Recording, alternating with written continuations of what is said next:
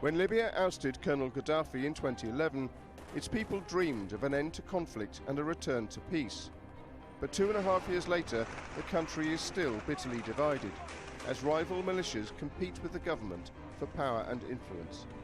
So can the warring factions be reconciled, or is the country doomed to years of instability?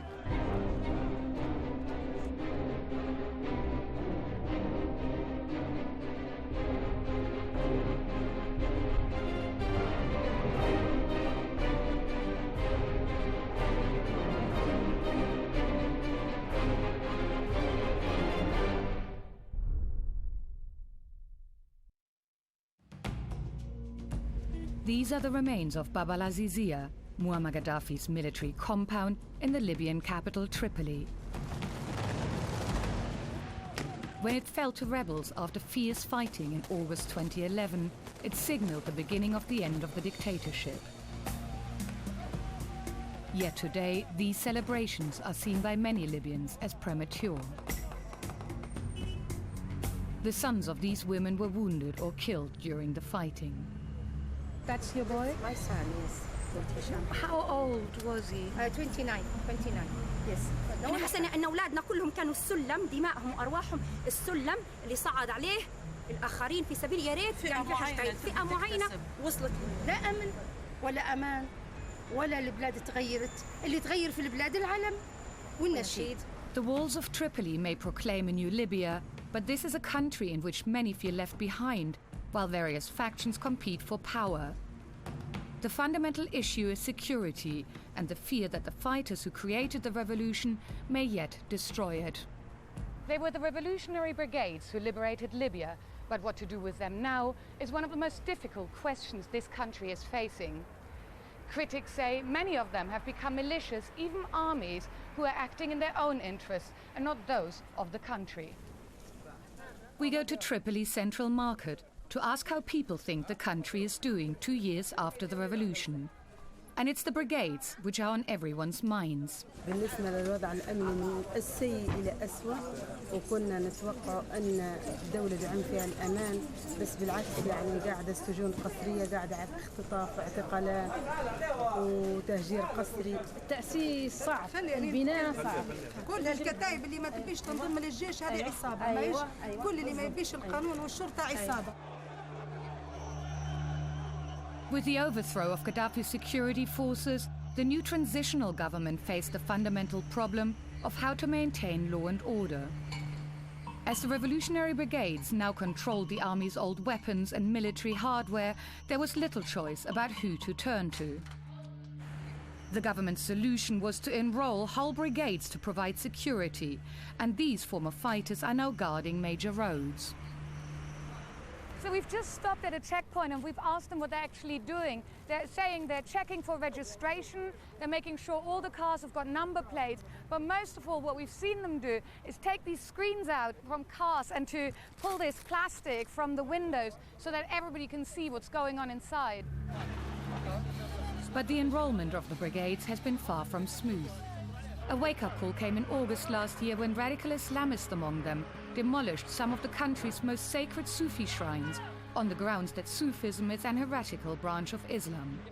Hassan al-Amin, who was soon to become Human Rights Minister, was quick to condemn them. The members of those bodies are not qualified, are not disciplined, and there is no chain of command that actually can discipline them. So all what you expect is abuses are going to happen and a lot of wrongdoings is going to take place. In the wake of the destruction, politicians and members of civil society voiced fears that groups who were now under the Ministry of the Interior were being infiltrated by Islamist hardliners. A kind of dark force is trying to penetrate this revolution, penetrate this country, and take us back to the Dark Ages. Some of the men involved were from Tripoli's Supreme Security Committee, the SSC, former fighters serving as an interim police force. We head to their base in Mitiga Military Airport. Hashem Bishir, a former accountant and teacher of Islamic studies, is in charge of the group, making him one of the most powerful men in the capital. Is it true that some of the members of the SSC were involved in the destruction of the Sufi shrines? شاركوا في بعض هذه العمليات، لكن أنا أؤكد لك أنه لم تكن مشاركة بمعنى باسم اللجنة الأمنية العليا. هم شاركوا بأنفسهم، ولهذا أنا شخصيا لم يكن لدي أي علم بهذا الفعل. لما حصل الأمر بعثنا مجموعة هناك إلى مكان الأضرحة، لم يكن هناك من سبيل لمنع هذا الأمر. Keen to change the image of the SSC, Bishir wants to show us that it is now being dismantled and that many of his men are following the government's new plan to integrate into the official security forces on a one-by-one basis. He takes us to meet some of them, starting with the traffic police. الحمد لله هي الامور 100% لكن في شويه حاجات ناقصه. مثل شنو ناقص؟ ما عندناش حتى باش ندافعوا على نفسنا. المواطن مش محترم رجل المرور. مش محترم يعني يغلط مش حنقدر نخالفه لان السلاح متوزع واحنا قاعدين نبكي السلاح لا شيء يعني. With little formal employment available, there is a long queue of those who want to join the new security forces. شنو انت مشكلتك؟ نبي ننضم للكليه. تبي تنضم لكليه ضباط الشرطه؟ ان شاء الله. متى تم الدفعه الاولى 1300 مازال بيديروا دوره اخرى. إن شاء الله تكون منهم إن شاء الله. Bishir says 75% of the SSC has now disbanded, with the rest soon to follow. Nevertheless, there's little doubt that much of the new recruits' loyalties still lie with the old commanders. أول مرة نتقابل معه شخصيا، لكن هو يتسمى لنا احنا المرجعية تاعنا، هو الشخص اللي نرجع له في كل شيء، لأنه حقيقي. Well, is it important that the leaders are true revolutionaries? والله الناس كلها عندهم ثقة فيهم أكثر، لأن هم اللي كانوا يحملوا أفكار التغيير لليبيا الجديدة إن شاء الله.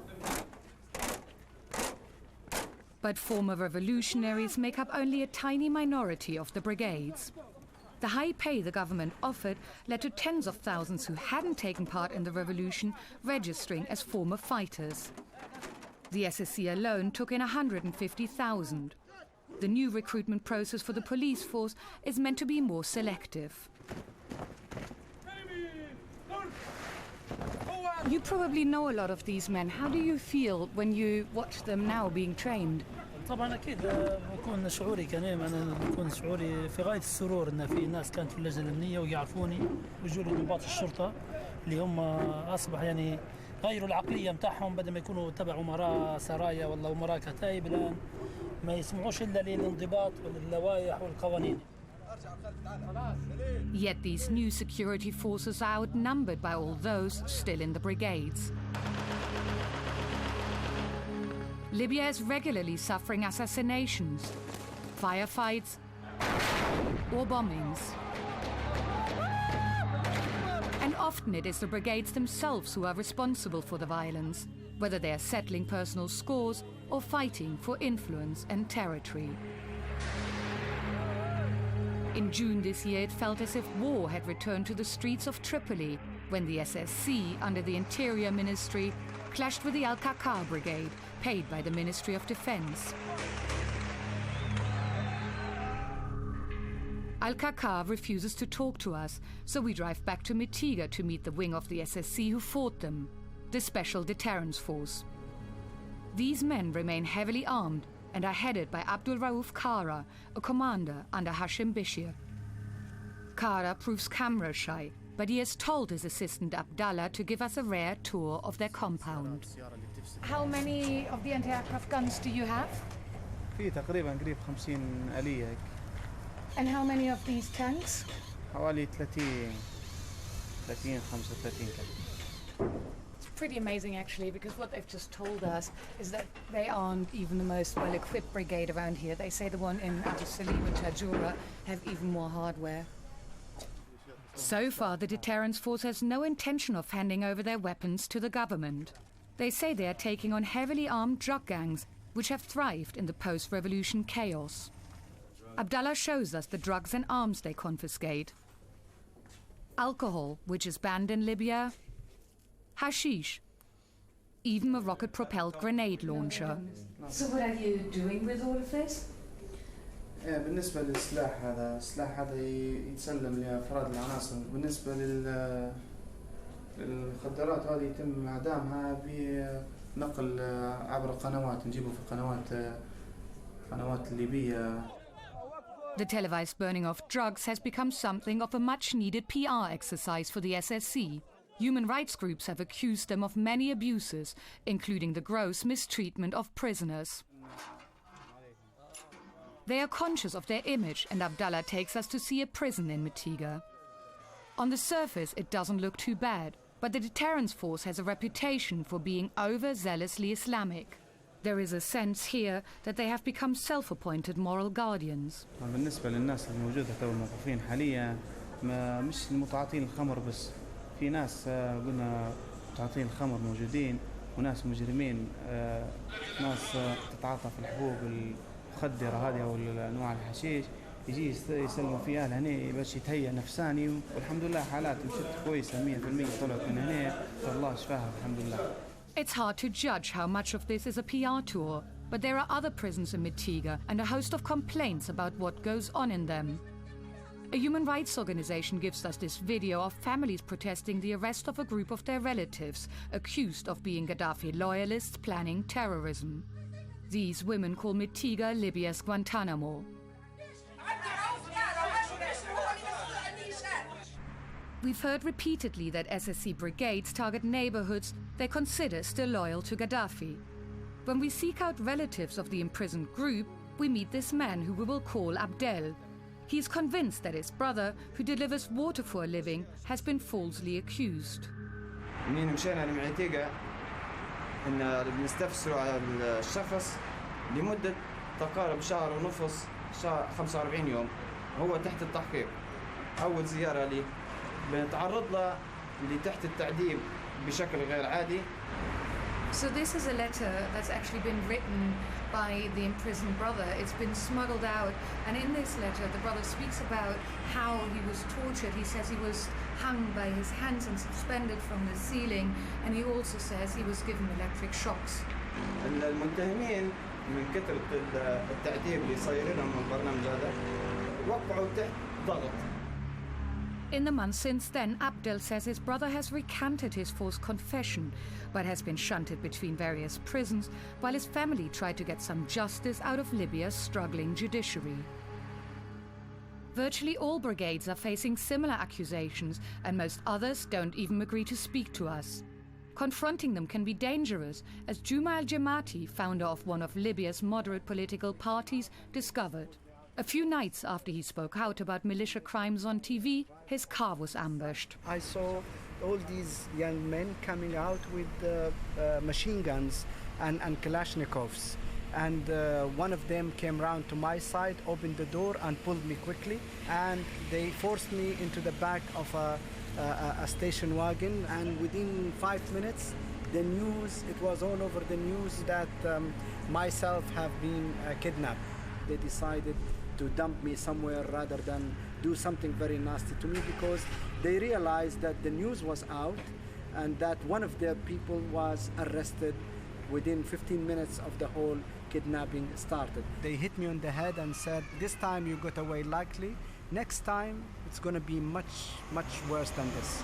Do you have any idea who they were? The head of the operation is almost the second man in command in the Kaka brigade.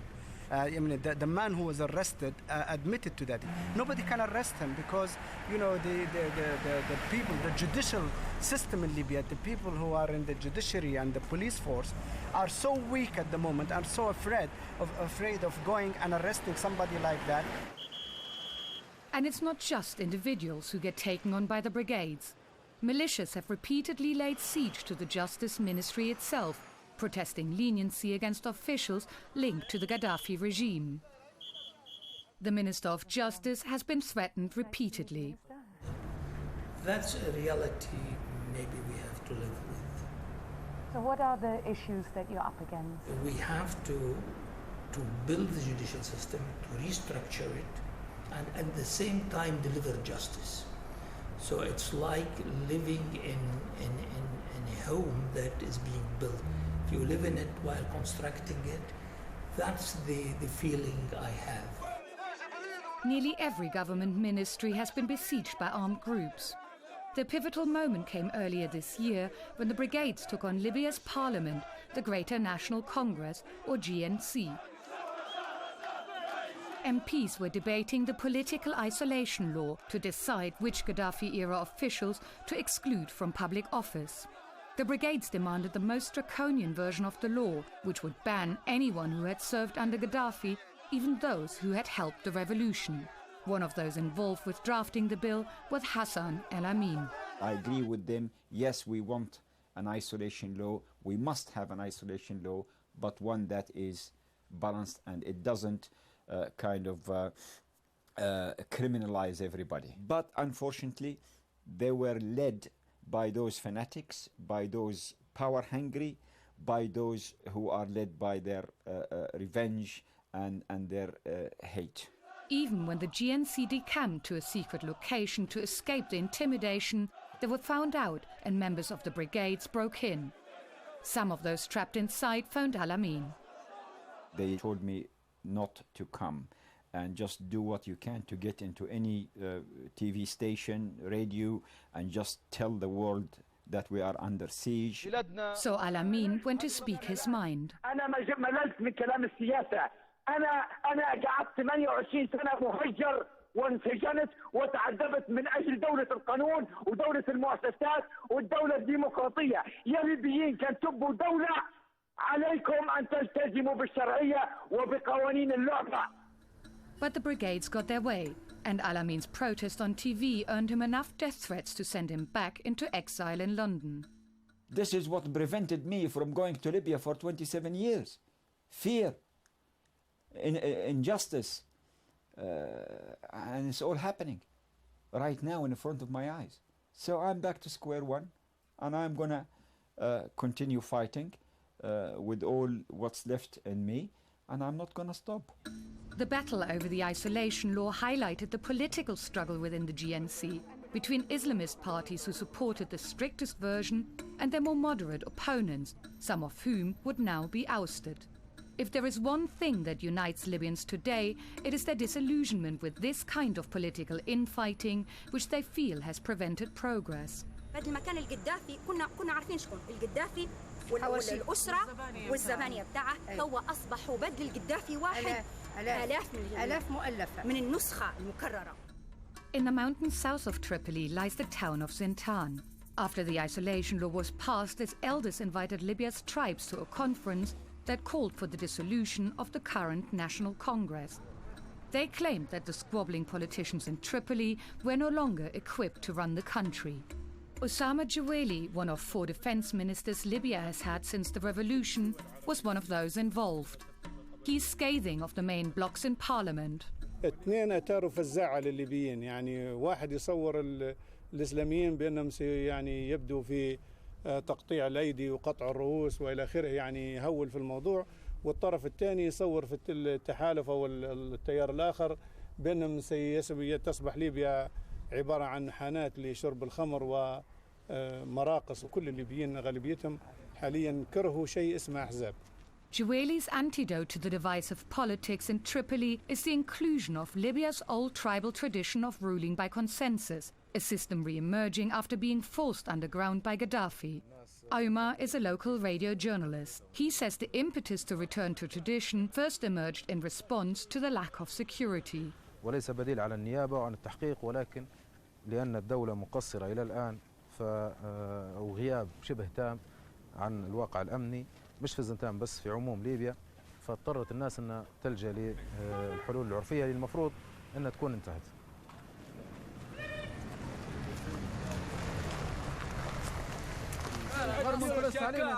وديروا القراوير، هذم شباب البلاد محطلعنا نتكلموا عن مصلحة البلاد.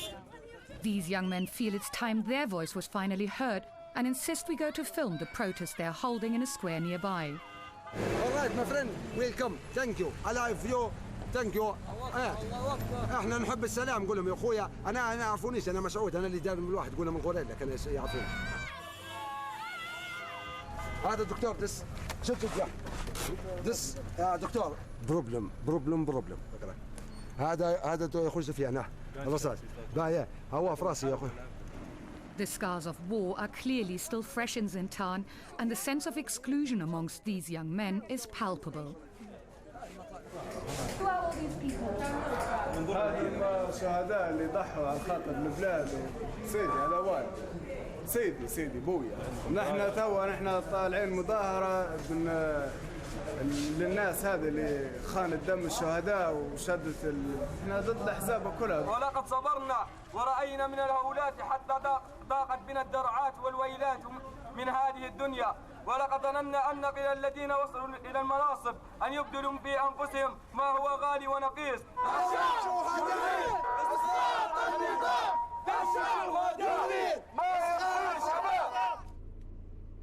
As dusk falls, Omar takes us to a memorial to Zintan's martyrs.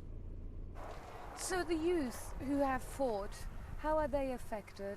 طبعا في المعارك كان في اللي يموت شقيقة بجنبه، أخوه صديقه، ابن عمه جاره.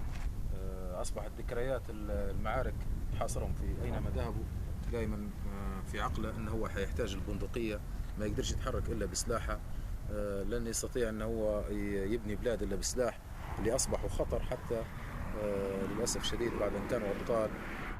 For Omar, this memorial is a reminder of past hopes.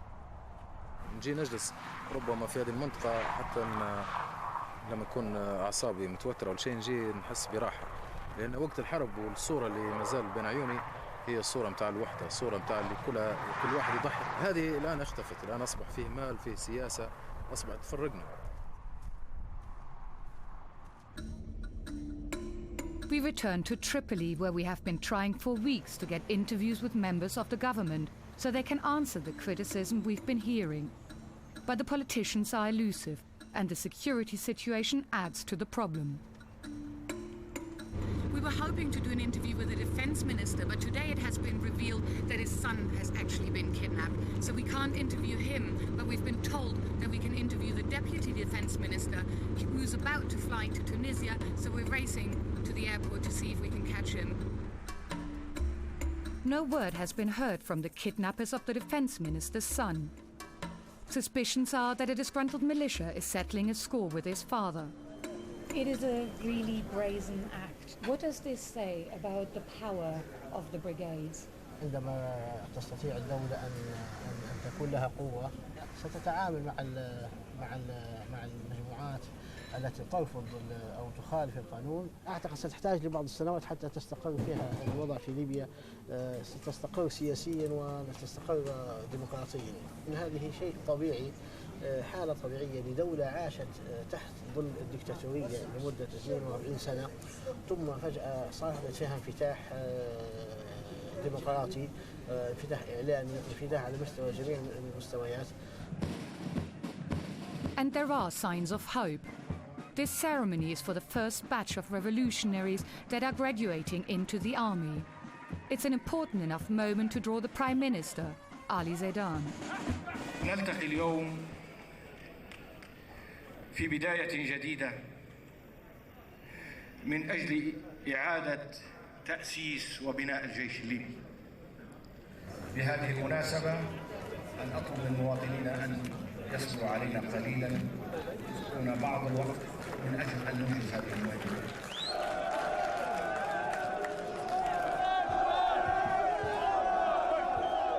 Today is a huge day for these 1,000 former revolutionaries who are now officially part of the Libyan army. It is also a big day for the Libyan government that is struggling with asserting its control across the whole country.